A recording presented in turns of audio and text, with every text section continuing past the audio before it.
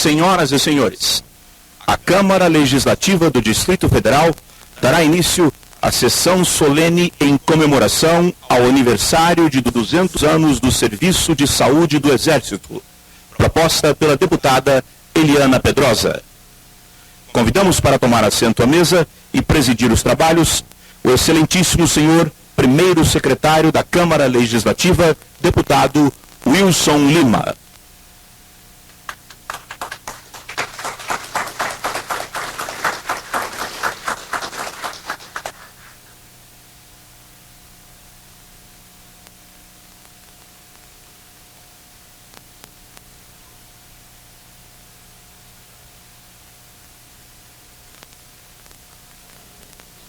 Sob a proteção de Deus, tenho a honra de declarar aberta a presente sessão solene em comemoração ao aniversário de 200 anos do Serviço de Saúde do Exército.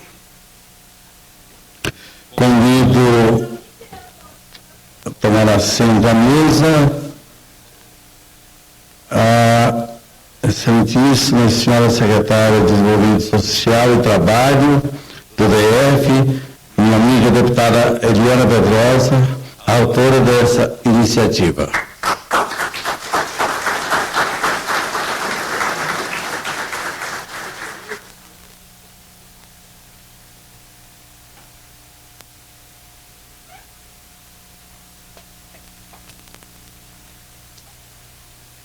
O excelentíssimo senhor general de Exército, chefe do Departamento do Pessoal, Maynard Marques de Santa Rosa.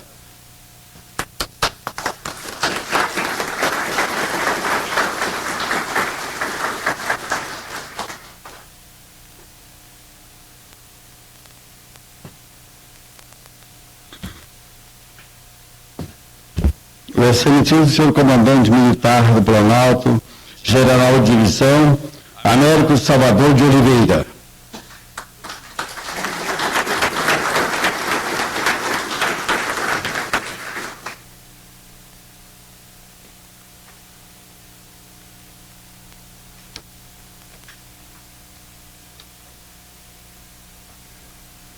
O excelentíssimo senhor diretor do Serviço de Saúde do Exército, general de divisão médico, José Antônio da Silva Moreira.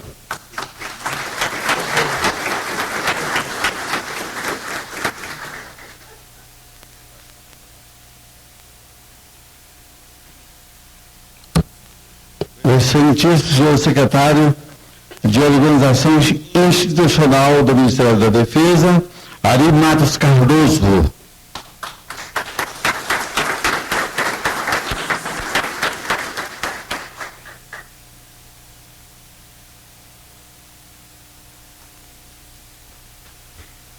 O excelentíssimo senhor subdiretor de Saúde, general de Brigada, Francisco Trindade Taura.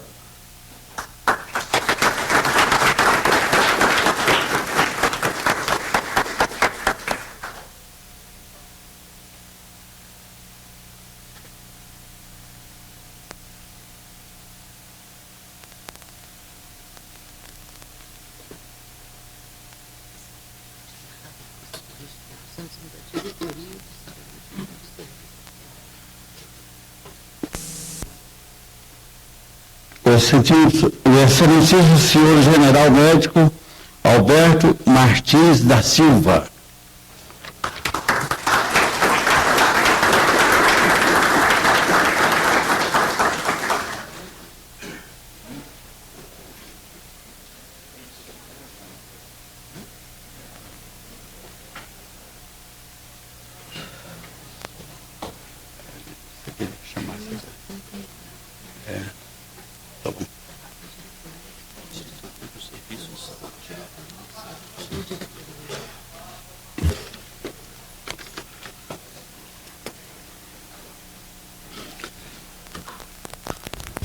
Convido a todos para entoar o hino nacional brasileiro, letra de Joaquim Osório Duque Estrada, música de Francisco Manuel da Silva, a exibição da Orquestra Sinfônica do Teatro Nacional E o cântico é do Madrigal de Brasília.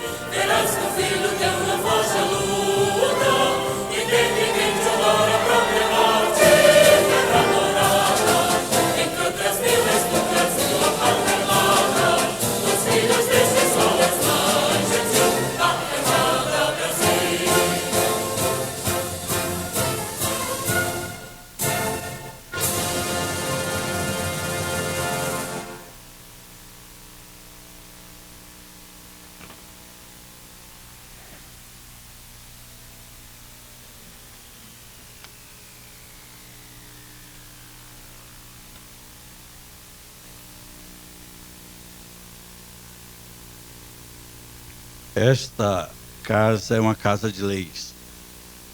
Casa esta que tem feito muita justiça, tem contribuído muito com Brasília e com o Brasil, aprovando leis justas e propostas pelos deputados que têm a responsabilidade perante o povo de Brasília. Quando abrem-se as urnas, 24 deputados são eleitos. Cada um desses representa o povo de Brasília, de uma forma ou de outra. Claro que, mas nós pode fazer leis que essa casa vive. Nós viemos do povo. E nós temos fatos de notoriedade, fatos relevantes, que nós não podemos esquecer, que faz parte da cultura, da história fatos esse que nós temos uma deputada eleita pela segunda vez, segundo mandato, que não deixa passar em branco, embora esse ano ela esteja fazendo parte. O governador nos tirou ela de estar atuando aqui diretamente na Câmara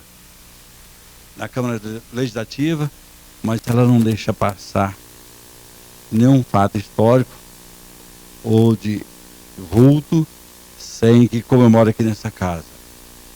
A deputada Helena Pedrosa tem sempre a sensibilidade e vai buscar nas mais, às vezes, distantes ou difíceis datas, mas algo que representa para Brasília e para o Brasil, quanto que é no caso da sessão de hoje, que é em comemoração ao aniversário dos 200 anos da Diretoria de Saúde do Exército. Uma data que não poderia passar sem ser comemorada.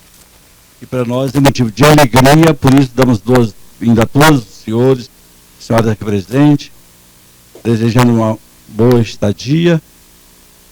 E nós temos aqui na casa, ainda não a nossa TV legislativa, mas é que nos serve agora, que é o canal 9 da NET. Esse programa vai ser, essa sessão vai ser repetida várias vezes ainda, se Deus quiser. E, se Deus quiser também, deputada Helena Pedrosa, me comprometo com Vossa Excelência de pedir cópias, quantas forem necessárias, para que possamos comemorar de fato e enviar a cada um dos que estão aqui presentes cópias dessa sessão que hoje estamos realizando. Parabéns, deputada Helena Pedrosa, parabéns a todos os senhores e as senhoras que fazem a história desse país no que tange à saúde. E nesse momento, para abrilhantar mais o nosso encontro, convido a deputada, a excelentíssima senhora deputada e secretária de Desenvolvimento Social e Trabalho do DF, autora dessa iniciativa, Helena Pedrosa, para que faça uso da palavra. Meu bom dia a todos. Quero cumprimentar a mesa na pessoa do presidente desta sessão, o nosso primeiro secretário, meu amigo pessoal, uma pessoa de um coração e de uma sensibilidade sem igual, deputado Wilson Lima. Também quero cumprimentar o senhor general de Exército, chefe do Departamento do Pessoal, Mainar Marques de Santa Rosa, o excelentíssimo senhor comandante militar do Planalto, general de divisão Américo Salvador de Oliveira, o excelentíssimo senhor diretor do Serviço de Saúde do Exército, general de divisão médico José Antônio da Silva Moreira, o excelentíssimo senhor secretário de Organização Institucional da Defesa, Animado, o excelentíssimo senhor subdiretor de Saúde, general de brigada Francisco Trindade Távora, e o excelentíssimo senhor general médico Alberto Martins da Silva, que, dentre outras atribuições, é um dos fundadores da Sociedade Brasileira da História da Medicina, biógrafo de João Severiano da Fonseca, patrono do Serviço de Saúde, e que, portanto, mais do que ninguém, tem a história completa da Diretoria de Saúde do Exército.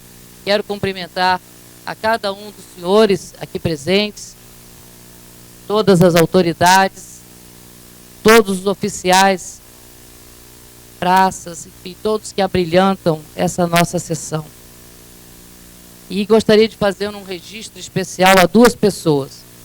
Ao médico Benedito Mutirão, por favor, fique de pé, doutor. Um médico civil, mas que tem prestado também serviços de uma relevância ímpar aqui no Distrito Federal, tanto é que já incorporou ao seu nome a palavra mutirão, porque de moto próprio, de iniciativa própria, tem promovido vários mutirões para resolver questões de saúde aqui do Distrito Federal, especialmente dentro da sua especialidade, que é a oftalmologia. Quero registrar também aqui uma presença especial para mim do Sargento Abílio, que é uma pessoa querida do meu coração e que, em muitos momentos, é uma pessoa que não me deixa esquecer a importância das Forças Armadas para o Brasil, para cada um de nós brasileiros. Senhoras e senhores, livros, revistas, filmes, enredos de escolas de samba com as mais diversas opiniões sobre a chegada de Dom João e da família real ao Brasil, bem como de atos na colônia mais rica de Portugal, pipocaram por todo o país nestas últimas semanas. Neste último mês de janeiro, muito se falou de Dom João, figura controversa que para uns não tinha o perfil de estadista, enquanto para outros foi um dos maiores do mundo. Controvérsias à parte, hoje estamos aqui para homenagear e contar uma parte dessa história, que, salvo esteja enganada, não recebeu o destaque que deveria em razão de sua relevância, mas que foi e é talvez um dos mais importantes feitos de Dom João. Tudo começou em 1808, quando a família real chegou ao Brasil após a invasão francesa ao território lusitano. O primeiro protagonista dessa história é Dom João, príncipe regente, que resolve dar o famoso troco à França, abrindo os portos da colônia ao comércio internacional, favorecendo principalmente a Inglaterra, estopim da invasão francesa. Apenas um mês após a sua chegada, Dom João começa a promover mudanças em todas as áreas, na economia principalmente, mas também surge, incentivado por Dom João, o nosso primeiro jornal brasileiro, o Correio Brasiliense, do português Hipólito José da Costa. Na área de saúde, por meio de decreto, Dom João nomeia Frei Custódio de Campos e Oliveira como cirurgião-mor dos exércitos e armadas reais, em todos os domínios ultramarinos, e institui a repartição do cirurgião-mor, criando assim o embrião do que é hoje a medicina do Brasil e que é mote dessa nossa sessão solene. Vários foram os protagonistas dessa história, muitos dos quais, por esquecimentos ou até mesmo deliberadamente, os historiadores não lhes deram lugar nas páginas dos nossos livros de memória. Mas cabe relembrá-los, porque queremos homenageá-los.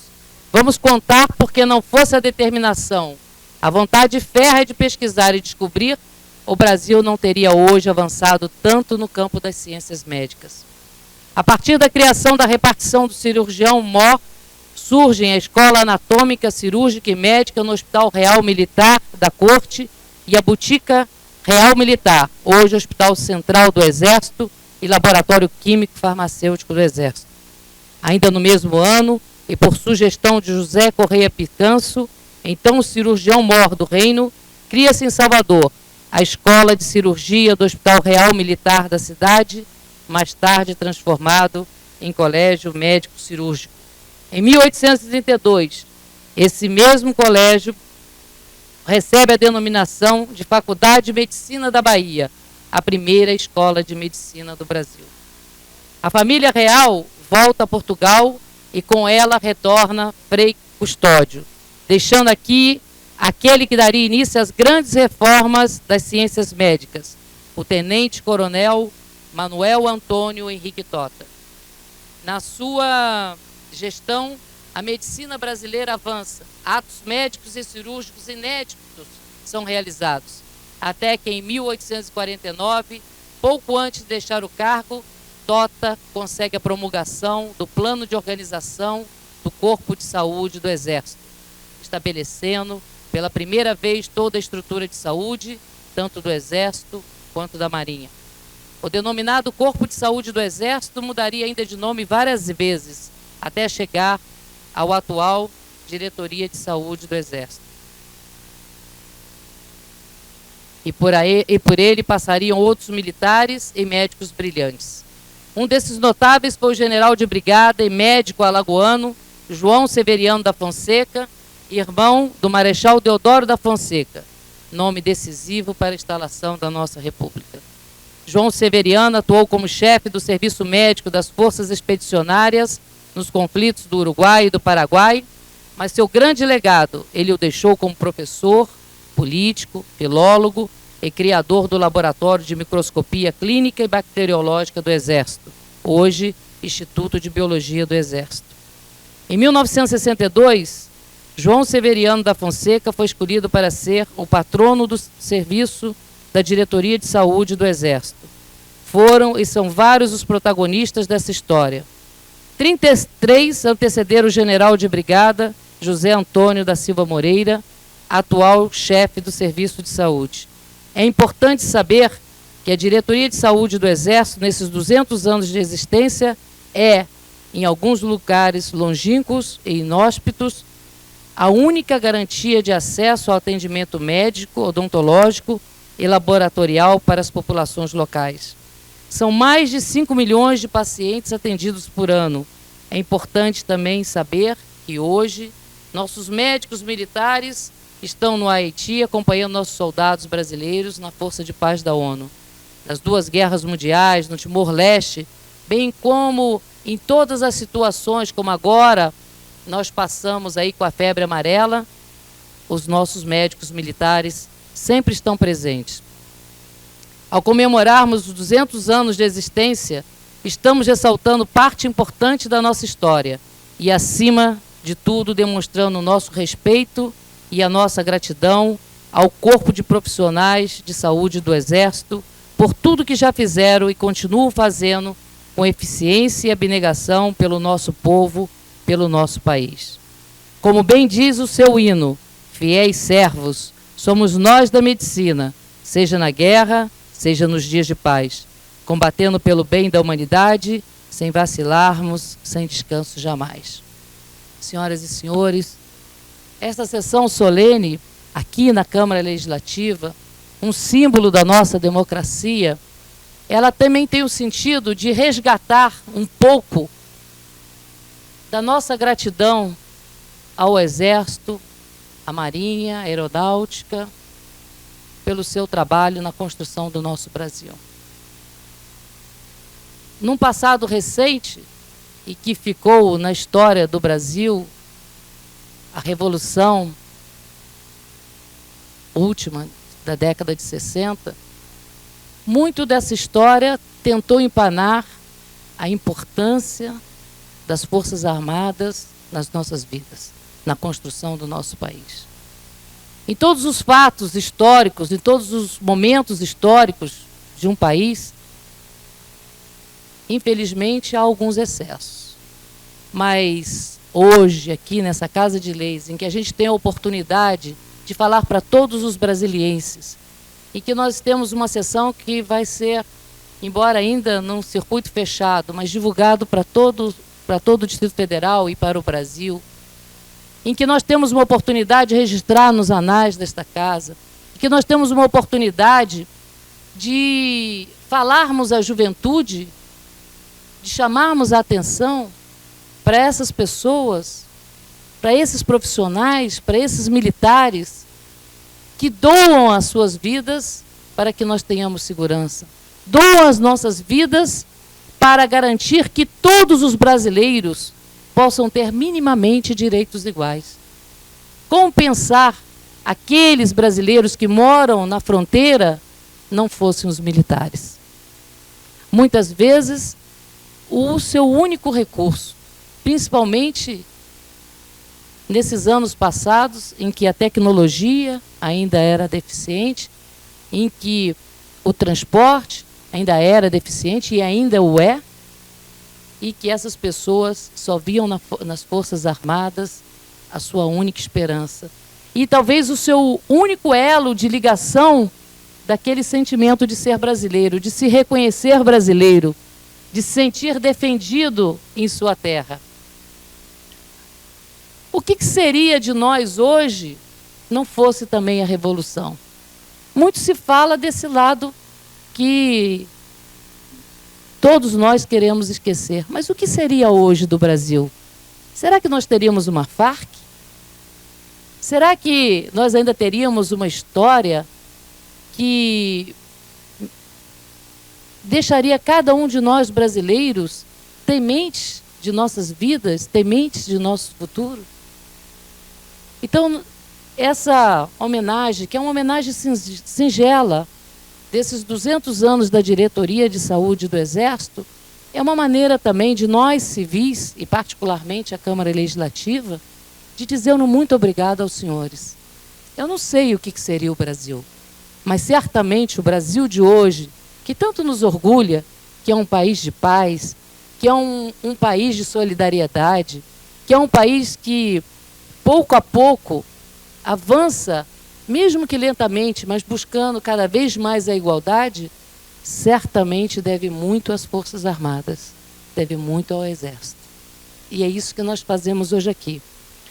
Mais do que nós falarmos dessa importância, desse embrião que nasceu no Exército e que se transformou na medicina hoje brasileira, com grandes expoentes nas mais diversas áreas e que somos referências em muitas delas, inclusive há poucos dias atrás tínhamos notícia que nessa área, principalmente de tecnologia ligada à saúde, o Brasil está à frente aí, levando possivelmente uma grande esperança para aqueles que têm problemas de locomoção, que têm graves sequelas físicas.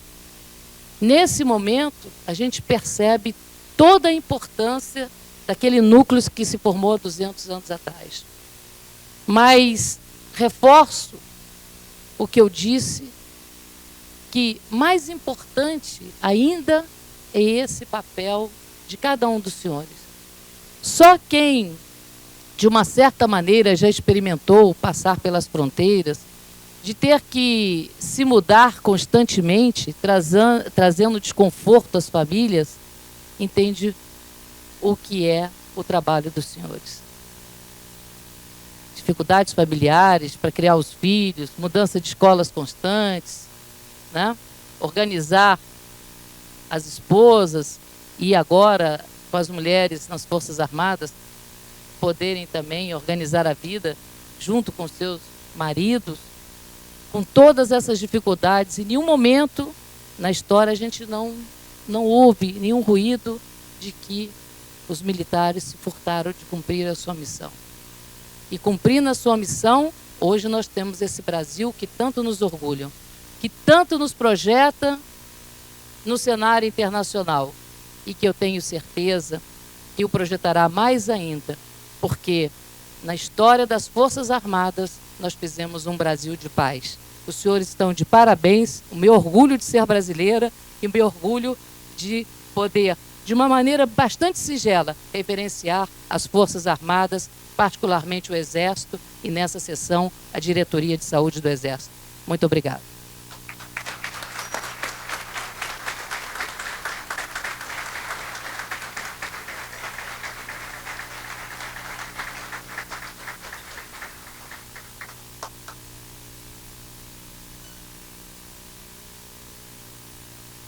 Peço ao cerimonial desta casa que faça o registro das autoridades aqui presentes. De ordem do senhor presidente, gostaríamos aqui de registrar algumas das personalidades que nos honram com suas presenças. General Odilson Sampaio, diretor de controle de efetivos do Exército Brasileiro. General Alberto Martins da Silva. General de divisão médico Newton Braz Pagani, diretor do Departamento de Saúde e Assistência Social do Ministério da Defesa, cidadão honorário de Brasília. General Ilídio Gaspar Filho, diretor de civis, inativos e pensionistas do Exército Brasileiro. General de divisão José Mário, diretor de assistência ao pessoal do Exército Brasileiro. Subsecretário de Relações Institucionais da Subsecretaria de Relações Institucionais do Exército Brasileiro, Ednilton Viana. Ari Matos Cardoso, secretário de organização institucional do Ministério da Defesa. Ivan Cavalcante Gonçalves, chefe da assessoria parlamentar do Ministério da Defesa. Coronel Aurélio Feitosa, assessor do vice-governador e representando nesta oportunidade Sua Excelência, o senhor vice-governador do Distrito Federal, Paulo Otávio. Carlos Alberto de Carvalho, coronel aviador, chefe do Estado-Maior do 6º Comar. Neidmar dos Santos Ponte, coronel, diretor de saúde. Coronel Jesuíno José Brito Neto, do Exército Brasileiro. José Elias Matielli, diretor de saúde do Comando da Aeronáutica. Paulo Mourella, diretor do Hospital das Forças Armadas de Brasília. Coronel subdiretor do DCM, Paulo Roberto Barros. Luiz Felipe de Assunção, comandante do Centro de Instrução e de Adestramento de Brasília, Marinha do Brasil. Coronel Antônio Gilberto Porto, diretor de saúde do Corpo de Bombeiros Militar do Distrito Federal. Alberto Santana, diretor de promoção do Comando do Exército. Tenente Coronel do Exército Jarbas Arraes de Souza. Major Médico Antônio Carlos. Major Márcio Trindade, do Exército Brasileiro. Major Enfermeira Lilian das Graças Paixão Arruda. Major Médico da Aeronáutica Ayrton Francisco Dotto. Major Enfermeira Jane Dantas.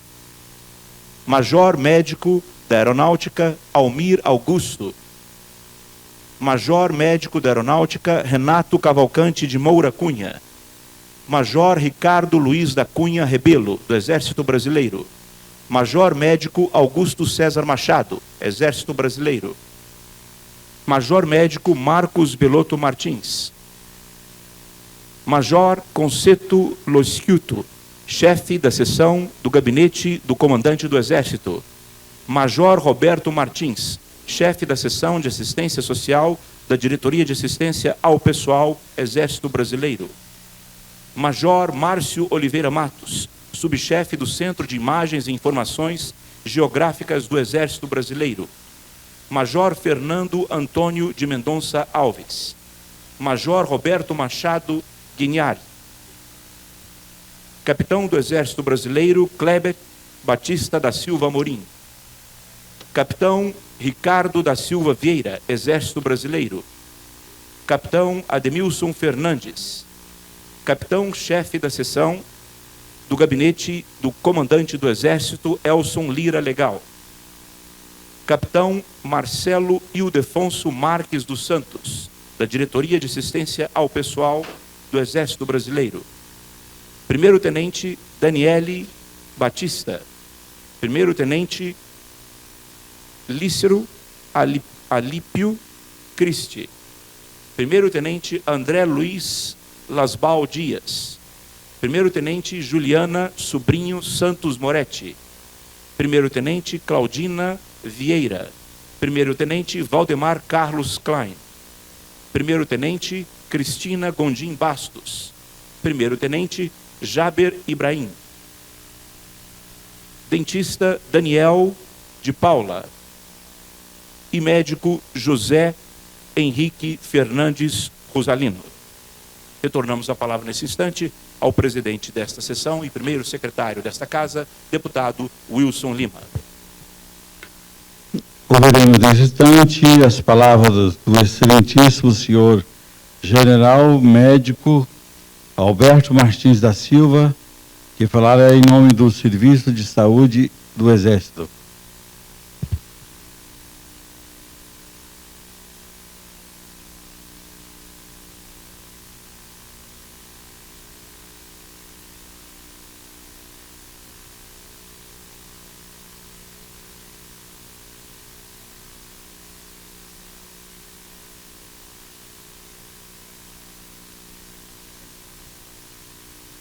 Excelentíssimo senhor primeiro secretário da Câmara Legislativa, deputado Wilson Lima, Excelentíssima senhora secretária de Desenvolvimento Social e Trabalho do Distrito Federal, deputada Eliana Pedrosa, excelentíssimo senhor general de Exército, chefe de departamento pessoal, general Mainá Marques de Santa Rosa, excelentíssimo senhor comandante militar do Planalto, general de divisão Américo Salvador de Oliveira, excelentíssimo senhor diretor da Diretoria de Saúde do Exército, general de divisão médico José Antônio da Silva Moreira, excelentíssimo senhor secretário da Organização Institucional do Ministério da Defesa, Ari Matos Cardoso, excelentíssimo senhor subdiretor de Saúde, general de brigada Francisco Trindade Távora, excelentíssimas senhoras, senhores, excelentíssimos senhores generais,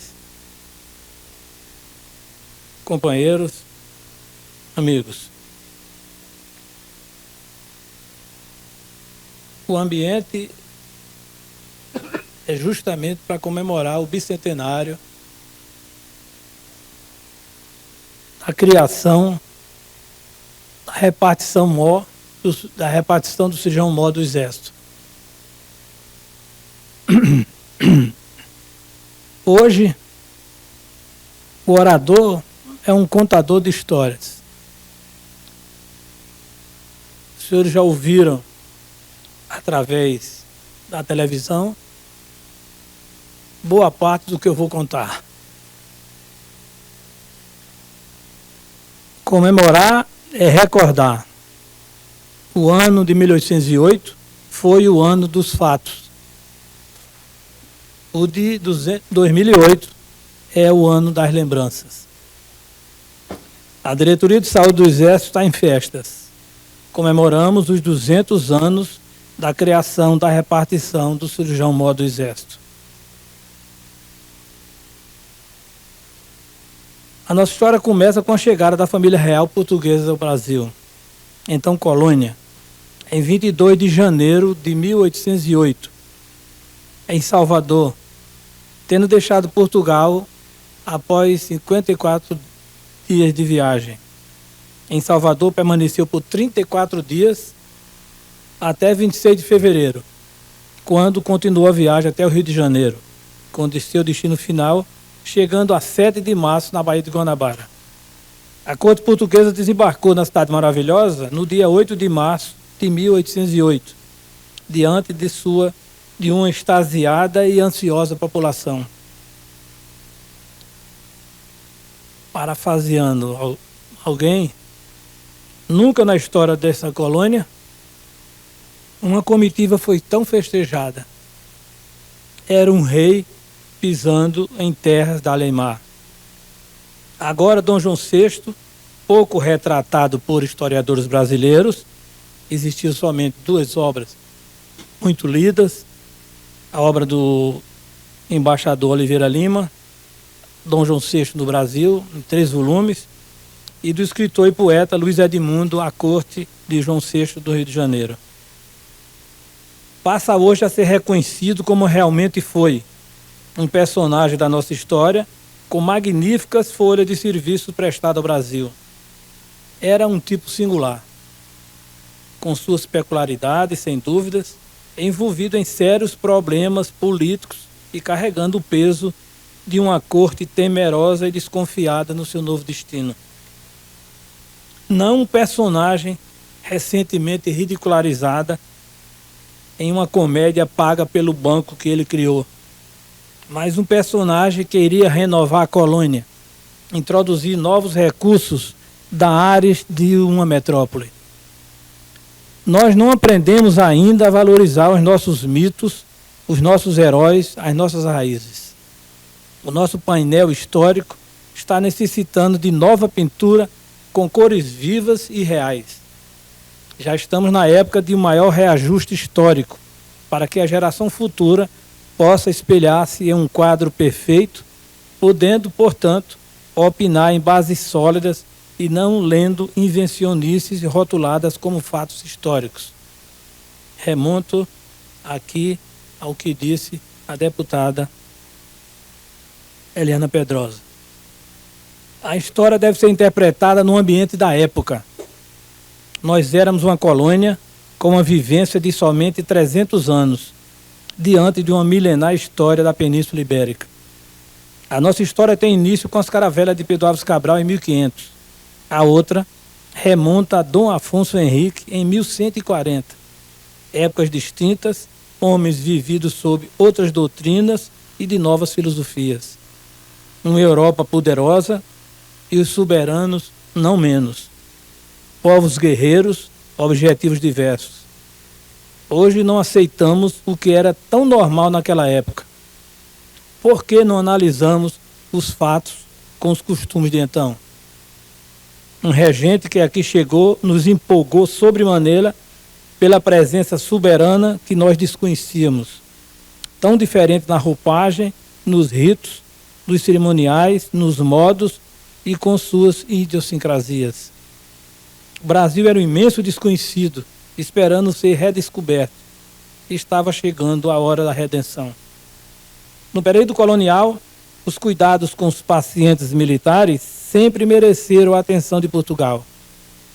Já tínhamos o atendimento médico em vários hospitais, pagos pela corte, nas várias Santas Casas da Misericórdia, já existentes.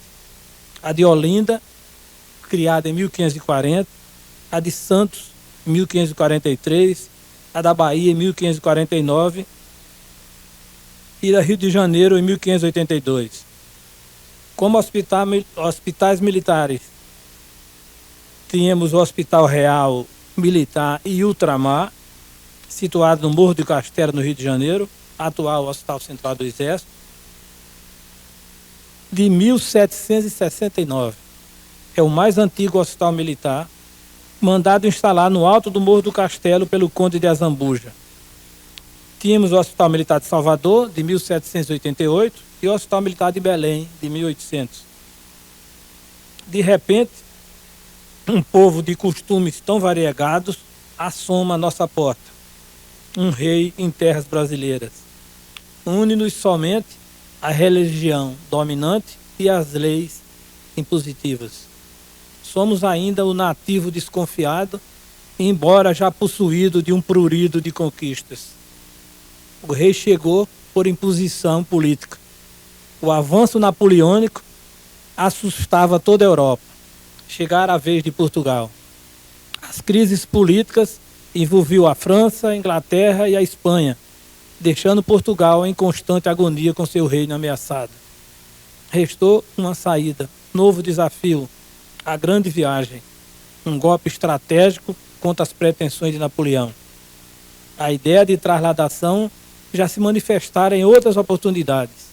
Em 1580, quando da invasão espanhola, o pretendente do trono, o prior do Crato, foi aconselhado a embarcar para o Brasil. O padre Vieira apontara o Brasil como refúgio para a corte portuguesa. Em 1780, no reinado de João V, o ministro Dom Luís da Cunha via na mudança o melhor equilíbrio entre a metrópole e a colônia.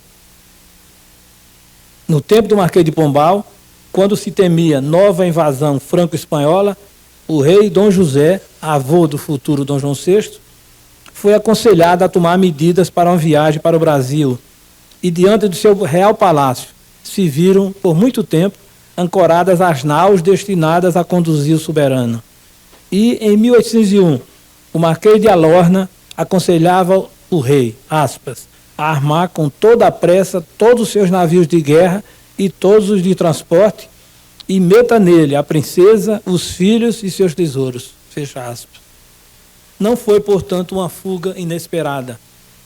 Já havia um planejamento anterior. Foi uma brilhante manobra estratégica reconhecida pelo próprio Napoleão. Assim, com a presença da família real em nosso solo, o tempo vem nos mostrar uma nova vivência na colônia. Tudo mudará. Na verdade, tudo mudou. Com mais 14 anos, teríamos a nossa independência tão sonhada. A terra das capitanias, dos donatários, dos colonizadores e dos vice-reis, agora é possuída pelo próprio dono, Dom João VI, em pessoa, assume um papel não destinado a ele. A coroa caiu em sua cabeça num desvio da história. O irmão herdeiro do trono, Dom José, nascido em 1761, e morto aos 27 anos pela varíola, em 1788. A rainha mãe não permitiu que ele fosse vacinado, temendo que ele morresse. O segundo filho, nascido em 1763 e morto após dias de nascimento. E a mãe, Dona Maria I, nascida em 1734 e morta em 1816, enlouquecera em 1792, aos 58 anos. Mulher sofrida desde os 15 anos, que aos poucos foi perdendo o sentido da vida, sob forte influência dos seus confessores e da política da corte. Fraca, beata e inculta, viveu na corte sofrendo a poderosa pressão do Marquês de Pombal, a pressão dos inimigos do rei, do pai, Dom José I, que sofreram um atentado, da execução sumária do Távora, acusado do crime, do atentado, e que foram executados por atos da Inquisição. E mais ainda os momentos vividos com o terremoto de 1750, que abalou Portugal, e da morte dos 2 filhos. Enlouqueceu fácil. Assim, João Maria José Francisco Xavier de Paula Luiz Antônio Domingos Rafael de Bragança, ou Dom João VI, passa a responder como regente até a morte de Dona Maria I, em 1116, no Rio de Janeiro. Na verdade, Dom João não esperava reviravolta no seu destino, nem ao menos ir enfrentar o imenso e temeroso mar. Como tudo foi vertiginoso, tão vertiginoso deveria ser a posse da nova terra, onde costumes, clima, povo e também a alegria, as cores, a musicalidade trouxeram aos novos donos um novo ambiente diante de tudo maravilhoso. Parece que todos saíram ganhando. A colônia é renovada, tomando áreas de maioridade, embora ainda controlada e vigiada. Tem início subrepticiamente as manobras no subconsciente nativista. É bom lembrar que já pairavam no ar as sedições e insurreições paulistas e emboabas, mascates, conjuração baiana, conjuração mineira. Repelimos franceses, holandeses e ingleses. Passamos muitos anos lutando sem saber que estávamos treinando. Então a corte começou a trabalhar longe dos ataques napoleônicos e das astúcias londrinas. Na verdade, Dom João, que já ludibriara o poder de Napoleão, que confessa em seus diários que Dom João VI foi o único a vencê-lo na vida, iniciou seu trabalho já em Salvador. Essa política portuguesa, inglesa, contra a invasão, a tentativa de invasão napoleônica, Napoleão determinou que Portugal fechasse os portos, que Portugal tirasse o embaixador de Londres e retirasse o embaixador londrino de Lisboa, que os bens dos ingleses seriam confiscados. Na verdade, Dom João iniciou todo esse processo. Lentamente expulsou alguns ingleses, trocou o embaixador, confiscou alguns bens. Estrategicamente trabalhado, quando o Napoleão abriu os olhos, o Arnal já estava chegando aqui. Dom João VI foi o único, iniciou seu trabalho já em Salvador, com a famosa abertura dos portos. Entre as inúmeras instituições criadas, tivemos a Academia Real das Guarda-Marinha, Academia Real Militar, 1º Regimento de Cavalaria, Banco do Brasil, Real Jardim Botânico, Academia Médico-Cirúrgica no Hospital Militar de Salvador e uma outra, em 2 de abril, já no Rio de Janeiro, que passou a funcionar também no Hospital Militar e Ultramar, no Morro do Castelo. Com a criação da repartição do cirurgião-mor do Exército, a atual Diretoria de Saúde do Exército, pelo decreto de 9 de fevereiro de 1808, quando é nomeado o cirurgião-mor do Reais Exército e Armada de Portugal, o Frei Custódio de Campos e Oliveira, consequentemente, o primeiro diretor de Serviço de Saúde do Exército. Estamos, portanto, comemorando o bicentenário de sua criação. A documentação desses episódios, desses decretos, etc., estão perdidos em Salvador. Há poucos dias eu vi na televisão uma equipe procurando limpar os documentos existentes, porque a escola médico-cirúrgica de Salvador, ela sofreu várias transformações institucionais e muitos documentos foram encostados, esquecidos. Eu tive a oportunidade de procurar nas suas gavetas, nos seus arquivos, sem nenhum interesse pessoal de ninguém da Faculdade de Medicina de Salvador. Agora, parece, existe uma equipe tentando encontrar, talvez encontre muita coisa do Serviço de Saúde, porque em Lisboa não tem. Já tive contato com alguns portugueses que estudam a história e não encontrei. Alguma coisa encontrei num livro recentemente editado pelo Estado-Maior do Exército de Portugal, História da Medicina Portuguesa, um presente do meu amigo General Pagani, onde encontrei alguma coisa sobre essa criação e os nomes nela envolvidos, principalmente do Frei Custódio. Frei Custódio, natural de Portugal, ingressou na famosa e poderosa Ordem de Cristo, na cidade de Tomar, como leigo professo. Era médico e cirurgião, não era frade. E pertencia à Real Câmara. Como primeiro diretor do Serviço de Saúde, sua atuação foi de grande importância no início de sua formação, quando estudou todas as deficiências da medicina militar, então desorganizada, e ser um gestor na observância das leis e regulamentos portugueses. De pulso forte e contando com o apoio do próprio Dom João, realizou profundas mudanças no sistema vigente. Não havia um gestor que ordenasse as regras. O médico era nomeado pelo capitão-general ou pelos próprios comandantes das unidades militares.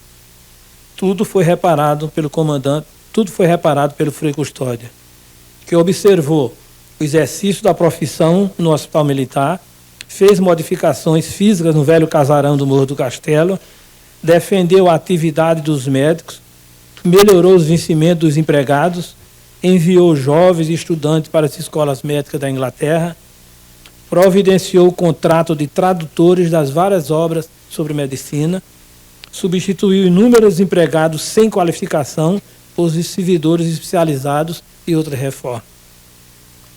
Frei Custódio foi o inspetor do Hospital Militar do Rio de Janeiro e o principal assessor de Dom João no estabelecimento das aulas de cirurgia e de medicina no Hospital Militar. Enfim, coordenou através de notas e avisos a incipiente organização.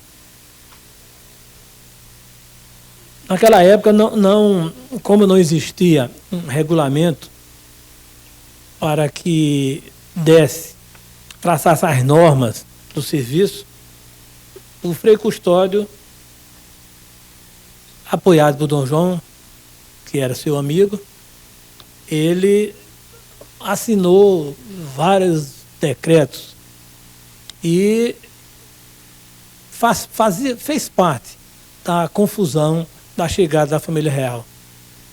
Ele passou poucos dias em Salvador e assinou inúmeros decretos. Essas criações dessas organizações, todas foram feitas em Salvador. E na volta para Guanabara, para o Rio de Janeiro, continuou. E houve uma série de decretos que em seguida baixava outro completamente diferente, nomeando outras pessoas na função. Era o interesse maior dos que acompanharam Dom João em conseguir os cargos no novo reino.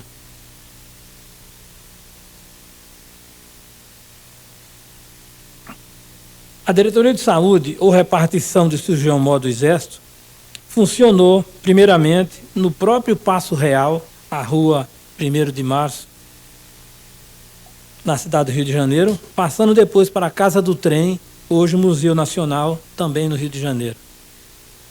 Ao longo de sua existência, com as seguidas reorganizações do Exército, recebeu as seguintes denominações: repartição do cirurgião mor do Exército, Corpo de Saúde do Exército, Repartição Sanitária do Exército, Direção-Geral de Saúde, 6ª Divisão do Departamento de Guerra, Inspetoria-Geral dos Serviços de Saúde Veterinária e, finalmente, Diretoria de Saúde. Nesses 200 anos, a Diretoria de Saúde foi ocupada por 34 diretores médicos, sendo o Dr. Manuel Feliciano Pereira de Carvalho, notável cirurgião, lente da Faculdade de Medicina do Rio de Janeiro, seu 4º diretor e o seu 1º diretor brasileiro. Atualmente é diretor o general de divisão médico José Antônio da Silva Moreira, responsável também pela memória histórica que ela porta. Acervo que traduz as lutas que o Serviço de Saúde enfrentou em apoio aos irmãos de armas ao longo do tempo. Não podemos esquecer, e é impositivo que se propague, o apoio médico diuturno que os profissionais da arte de curar exercem em todos os quadrantes do nosso imenso território. Militares médicos, farmacêuticos, dentistas e veterinários militam nos hospitais, policlínicas e enfermarias em inúmeras cidades nos rincões distantes das fronteiras, como atalaia na preservação do bem-estar, da saúde dos militares e suas famílias.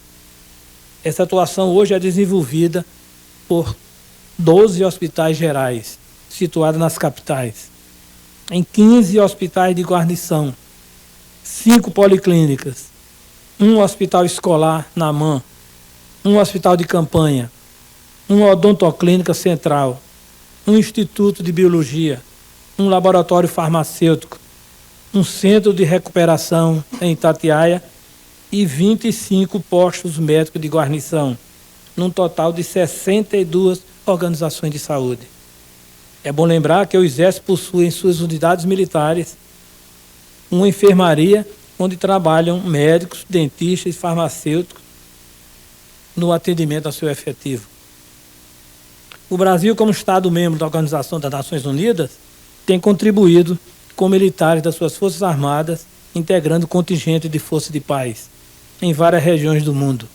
O profissional de saúde do Serviço do Exército, Serviço de Saúde do Exército, esteve presente nessa tarefa.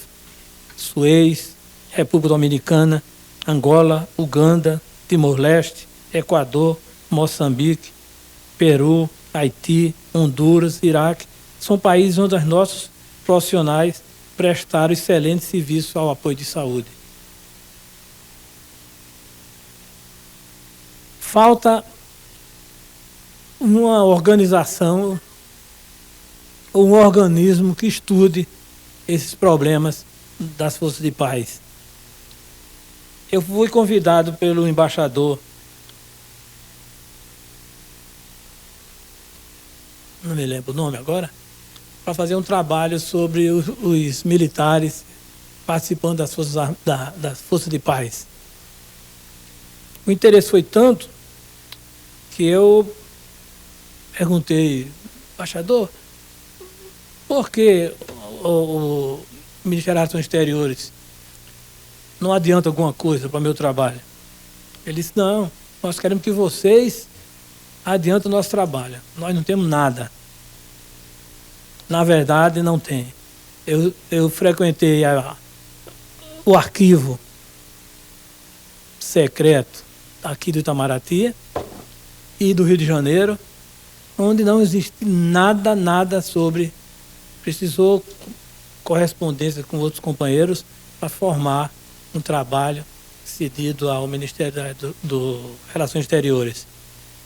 E todos esses, muitos companheiros que participaram desses eventos, eu tomei conhecimento por cartas que um outro que pertenceu a essa tropa escreveu, dando todos os dados necessários. Até Suez, que foi ontem, não existe quase nada. Principalmente o Ministério das Relações Exteriores, que tinha a obrigação de saber quem sai do Brasil e entra. O médico militar esteve presente em todas as vezes que o Brasil precisou de sua nobre arte em apoio aos embates bélicos que necessitou empenhar-se. Assim, foi na Guerra da Tríplice Aliança, Guerra do Paraguai, quando 358 integrantes do Serviço de Saúde foram à luta, dando seu apoio médico aos irmãos de arma. Na campanha de Canudos, com 52, 43 médicos e 9 farmacêuticos. Na campanha de Contestado, com 32, 31 médicos e um veterinário. Na Primeira Guerra Mundial, 16 jovens médicos se bateram em terras europeias e mais 94 médicos civis colaboraram com o Exército usando as insígnias de oficiais. E na Segunda Guerra Mundial, com a nossa Força Expedicionária, com 189 integrantes, 157 médicos, 26 dentistas, 6 farmacêuticos e mais 67 enfermeiras. É fazendo essa apreciação e lembrando os fatos da história do Serviço de Saúde do Exército, instituição que a Diretoria de Saúde, hoje bicentenária, dirige tão diligentemente, que hoje fazemos a nossa festa, lembrando todos os nossos irmãos e todos os nossos heróis, e principalmente aqueles que compreenderam e compreendem a importância da medicina militar. A festa de todos os que fizeram, de todos os que fazem a história humanitária, patriótica e altruística dos homens de veste branca e de coração verde oliva. Como integrante do Serviço de Saúde do Exército, agora reformado, após 31 anos de serviço e percorrendo muitos rincões da nossa pátria, dou meu testemunho e conto histórias das magníficas atuações dos colegas em regiões distantes, onde somente o soldado marca a presença brasileira. O médico militar assina muitas vezes sozinho, através de sua medicina, os atos de dedicação altruística, de empenho patriótico, dignificando a nobre arte médica. Esta é uma história que comemoramos hoje com orgulho. Distintas senhoras, meus senhores, quero agradecer em nome da Diretoria de Saúde e em meu próprio a homenagem que a Câmara Distrital de Brasília vem oferecer na comemoração do bicentenário da repartição do Surgião-Mor do Exército, atual Diretoria de Saúde, principalmente a deputada Eliana Pedrosa, autora do requerimento. É um dia festivo para a Diretoria de Saúde, para todos nós que compomos ou já fizemos parte dessa legião de abnegados, mostrando o trabalho imenso, patriótico, que os médicos, dentistas e farmacêuticos exercem nesse imenso rincão brasileiro. Somente quem percorreu essas distâncias, essas deficiências, que conhece de perto o trabalho desses heróis anônimos. Heróis na defesa da saúde, do patrimônio brasileiro em todo o rincão da nossa pátria. Muito obrigado pela presença de todos.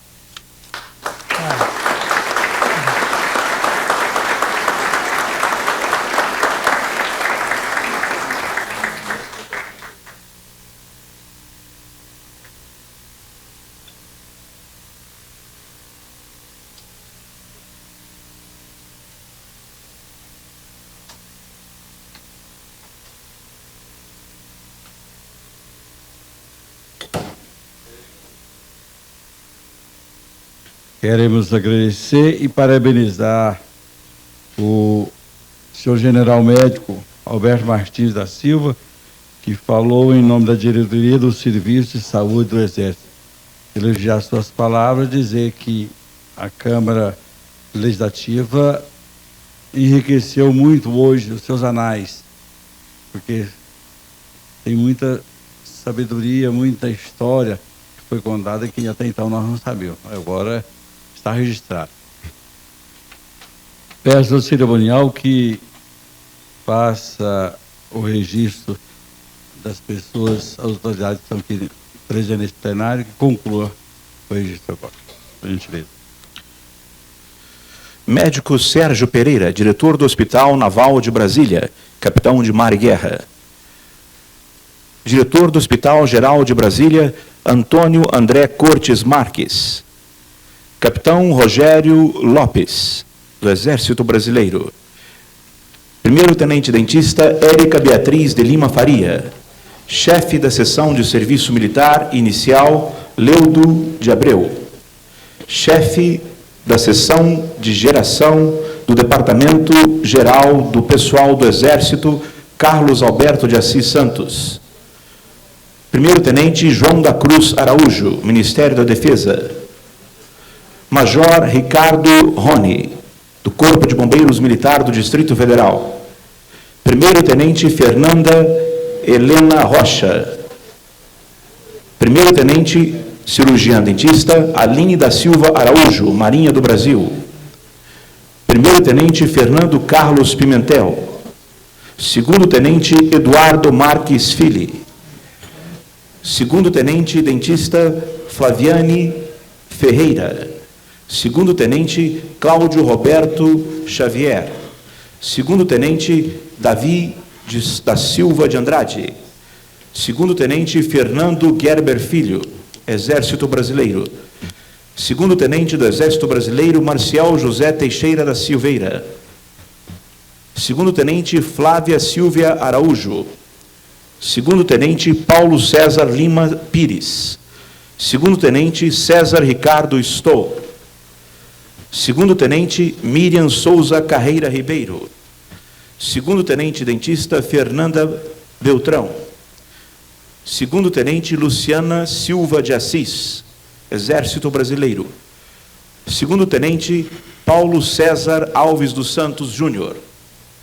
Segundo-tenente dentista do Exército Alessandra Fernandes de Castro. Segundo-tenente Rafael Vieira Rodrigues. Tenente Jefferson Alan Santos Silva.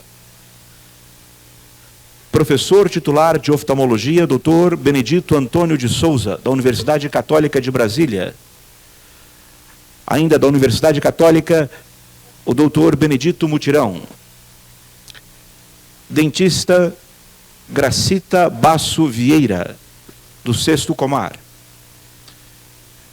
Doutora Euriciane Santos Campos, médica do Instituto dos Olhos. Isaías Camilo da Silva, subtenente. Subtenente Francisco Daniel Batista Oliveira. Terceiro Sargento Tiago Drummond de Assis. Terceiro Sargento Antônio Luiz da Silva. Terceiro Sargento Adriana de Souza. Terceiro Sargento Lani Carla Alves dos Santos. Terceiro Sargento Michele Nelson Silva. Terceiro Sargento Mauro Henrique Andrade. Terceiro Sargento Marlon Araújo Silva. Terceiro Sargento Ednei Fernandes Andrade. Terceiro Sargento Nádia Ferreira do Vale. Juvenal Donizete, assessor especial do DGP. João Ricardo Evangelho. Lauro da Silva. Marcelo Basílio Gabriel. Jorge Luiz Albino de Souza. Rômulo Cândido da Silva. João Lopes de Araújo. Enfermeiro militar Júlio César de Moraes. Tenison Queiroz Alice da Cruz Pessoa, marinheiro. Marinheiro Aline Alves Ribeiro. Marinheiro Silvane Rodrigues Pereira. Marinheiro Cleverlane Galvão. Marinheiro recruta Kelly Aparecida Félix da Silva. Marinheiro recruta Silmara Lima Rodrigues da Silva. Marinheiro recruta Débora de Souza e Aline Rodrigues de Magalhães. Senhoras e senhores, com a palavra, Sua Excelência, o senhor primeiro secretário da Câmara Legislativa do Distrito Federal, deputado Wilson Lima. Quero agradecer o nosso cerimonial que gentilmente colaborou com o registro das autoridades aqui presentes, das senhoras e dos senhores. Queria cumprimentar a todos da mesa, os integrantes da mesa, na pessoa da deputada Eliana Pedrosa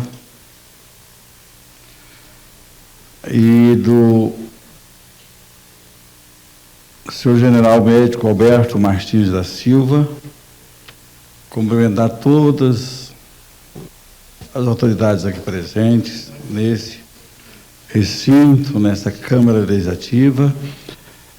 Uma saudação especial ao general de divisão médico Ailton Pagani, cidadão honorário de Brasília, recebeu o título aqui a comenda aqui desta casa há 2 anos atrás.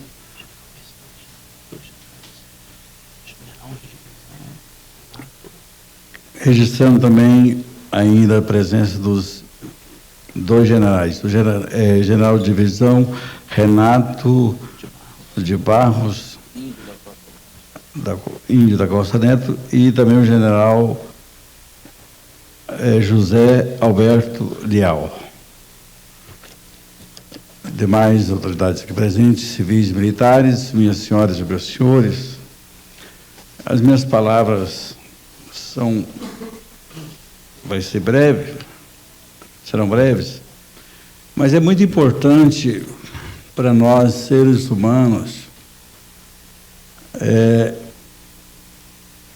e principalmente nós que exercemos, eu, a deputada Eliana Pedrosa, e mais 22 deputados aqui, exercemos a arte da política, para nós registrarmos aqui os momentos em vida das pessoas. Quando a pessoa despede do mundo e antes de ser enterrado, e principalmente quando é militar, especialmente hoje, nós estamos falando aqui da corporação de militar, até tiros são dados, a título de saudação, às vezes palmas, às vezes alguém faz um discurso, olha, fulano era muito bom, mas às vezes esquece de dizer isso em vida para a pessoa, dizer o que ele representa para nós, ainda em vida, não para poder deixar ele vaidoso, mas para deixar ele mais turbinado, para poder desempenhar mais ações benéficas para a nossa comunidade, para o nosso povo. Tudo isso a gente sabe que é dom de Deus. Ninguém é o que é por acaso. O nosso mandato também é dom de Deus. Cabe a cada um de nós desempenhar nossas funções com denodo, com sabedoria divina, com a perspicácia de saber o que e aonde precisa da nossa atuação.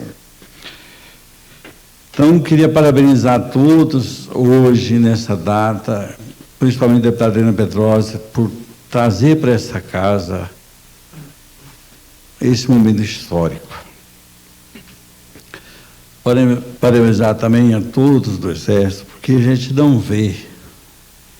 Hoje o Brasil está maculado, às vezes, de ações de políticos, às vezes polícias, ministros e mais alguma coisa, a gente vai falar de muita coisa, que mancham a história do país. mas a gente não vê falar do Exército. Isso a gente tem que parabenizar e reconhecer. A gente, às vezes, vê uma reivindicação justa, onde as esposas, às vezes com a panelinha vai lá, dá umas batidinhas. É justo aquilo, é ótimo. Tem que ser reconhecido o valor que se deve dar a uma pessoa ou às pessoas que cumprem esse papel. A gente vê nas horas mais difíceis, nas horas mais necessitadas, não só dentro como fora do país, não, manda a tropa, manda o Exército lá que eles ajudam a resolver. A deputada Helena Pedrosa não deixou de registrar um fato notório e recém-acontecido, que foi o caso da febre amarela. Não tem ninguém, vai o Exército, vai o pessoal do Exército, treinar ali um pouquinho ali, daqui a pouquinho está todo mundo pronto para ir para a rua e ajudar a população. E essa casa hoje, como eu já disse antes, está vivendo um momento ímpar, porque parte da história deste país foi registrada nos anais desta casa, sob, eu diria, quem sabe outro ângulo, sobre um novo prisma, mas que precisa trazer à tona, trazer a público. Para nós, isso é motivo de orgulho, porque estamos aqui nessa casa e temos uma deputada atuante que nos ajuda, assim como eu disse antes.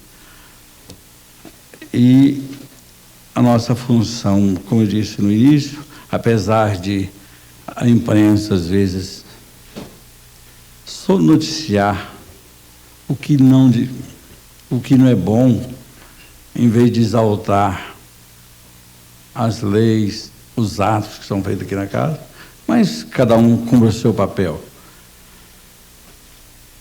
Mas essa casa tem feito muito e muitas boas coisas. Então, eu queria agradecer a todas as autoridades e os demais convidados que honraram esta sessão solene da Câmara Legislativa com as suas presenças e declarar encerrada a presente sessão. Muito obrigado a todos.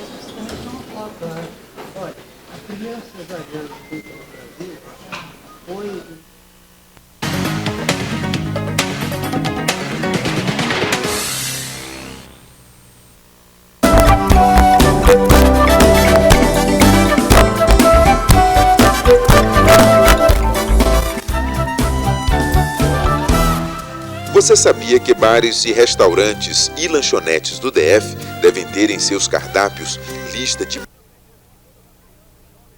Eu tenho certeza que todas as crianças, jovens e adolescentes terão melhor acesso à escola pública, ao Distrito Federal, e com isso o ensino no país, a tendência é só aumentar, tem que ser aprovado de qualquer forma, mas de uma maneira correta, com um parceiro de tempo integral, para o aluno ele ter direito de não só ir à escola e voltar, porque a formação do aluno não é só isso, a arte, a cultura, a gente tem a necessidade de passar do transporte público e conseguir ensinar, de voltar quantas vezes a gente precisar.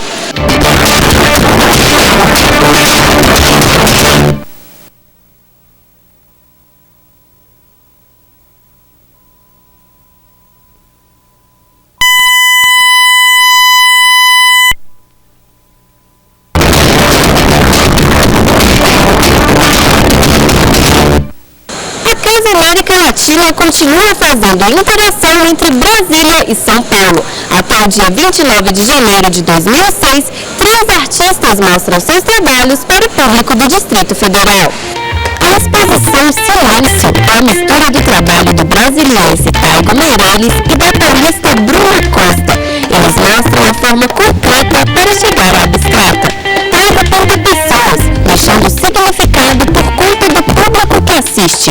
O abstrato é mostrado a partir da mistura de figuras geométricas com objetos da realidade. Bruna pinta em telas do lado contrário, deixando a estrutura da obra aparecer. Ela traz objetos tridimensionais para seu trabalho, seguindo o estilo modernista.